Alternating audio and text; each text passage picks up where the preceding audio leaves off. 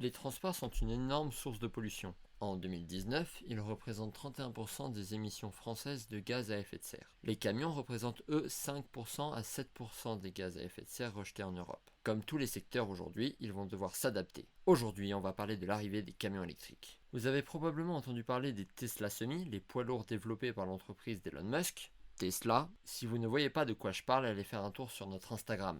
Oui, ça cale de la promo Insta. En Europe, 97,8% des camions sont au diesel, 1,3% des camions sont à essence, seulement 0,04% sont dits à non-émission, et comprennent donc les camions électriques. C'est une infime partie. Pour pouvoir respecter les baisses d'émissions de gaz à effet de serre imposées par l'Union européenne, et éventuellement ne pas mourir par la suite dans un monde d'apocalypse, le domaine du transport routier va devoir s'adapter, car c'est l'un des plus importants très souvent au départ ou à l'arrivée de la chaîne de livraison. La production de masse de camions semi-remorques de Tesla a commencé à annoncer la grande entreprise américaine. Ceux-ci ont déjà beaucoup de retard sur les annonces faites au départ, et des entreprises comme Pepsi, qui a commandé une centaine de véhicules, attendent les livraisons. Les camions de Tesla, présentés par Elon Musk, ont un rayon d'action de 300 à 500 km selon les modèles, et les recharges peuvent se faire très rapidement avec des stations adaptées. Le réseau de stations de recharge pour camions que va déployer Tesla va grandement jouer comme un atout pour leurs camions. Le Tesla Semi comporte 4 moteurs puissants qui permettent aux camions de très bonne capacité, largement supérieurs à des camions diesel ou à essence. L'entreprise revendique donc la vitesse de 100 km/h avec une pente de 5% et le camion chargé au maximum. Les batteries, quant à elles, sont très légères par rapport à leur capacité. Elles sont probablement une des raisons du retard, l'entreprise attendant des avancées technologiques dans les batteries. Le poids de celle-ci est en effet très important. Au-delà de la consommation que le poids d'une batterie engendre,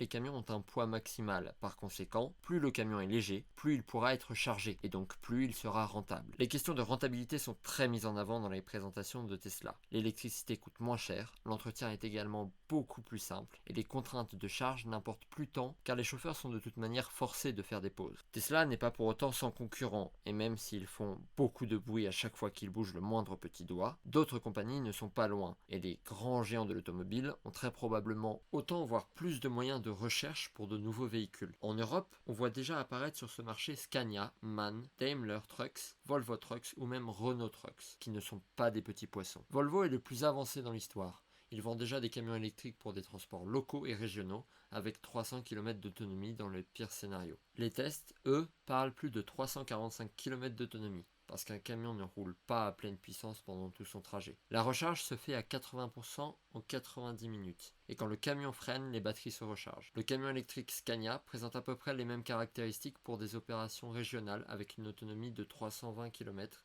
et une recharge complète en moins de 90 minutes. Renault Truck, avec sa gamme DZE, présente un camion avec un moteur mais 400 km d'autonomie et une recharge rapide. Ces camions arrivent donc à égaliser avec le premier modèle proposé par Tesla et sont poussés par des marques beaucoup plus ancrées dans l'industrie. Cependant, le camion Tesla n'est pas juste un camion électrique et il bénéficie de plein de caractéristiques propres aux technologies de l'entreprise. Il y a une aide à la conduite et les 4 moteurs permettent notamment de réduire très fortement les risques de mise en portefeuille. La mise en portefeuille d'un camion, c'est quand celui-ci dérape et que la cabine se plie avec la remorque. En gros, excusez-moi cette explication, je ne suis pas chauffeur routier. Et le camion peut continuer à fonctionner avec 2 moteurs en panne. Le pare-brise devrait être blindé. On se souvient cependant de sa démonstration sur le Cybertruck. Et le chauffeur de ce camion est positionné tout au milieu à l'avant avec une très bonne visibilité. Elon Musk met donc en avant la sécurité comme argument dans sa campagne. Au-delà des camions, des installations aussi apparaissent pour aider ce transport de marchandises plus propre. L'Allemagne a beaucoup investi dans le développement d'infrastructures pour les véhicules électriques. Un exemple est une voie d'autoroute pour les camions électriques ou hybrides rechargeables. Celle-ci leur permet de se recharger grâce à des câbles